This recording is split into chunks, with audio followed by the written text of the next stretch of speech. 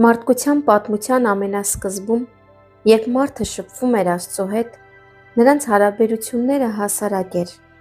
կրոնական ծեսերն ու հավելազարդումները այնքան էլ շատ չէին։ Ավելի առաջ անցնելով, մենք հանդիպում ենք հավատքի մեծ հայր Աբրահամին, իր մեծապատվելի Տիտղոսով, որն էր Աստծո բարեկամ։ Աբրահամը և Աստված պարզապես վայելում էին միմյանց ընկերակցությունը։ Երբեմն փափագում եմ ազատվել ամեն աստվածաբանությունից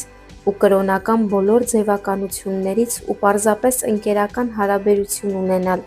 Աստծո հետ, նրա հետ քայլելով և վայելելով իր ընկերակցությունը։ Հավատում եմ, որ Աստված սիրում է, երբ իր ժողովուրդը վայելում է իրեն։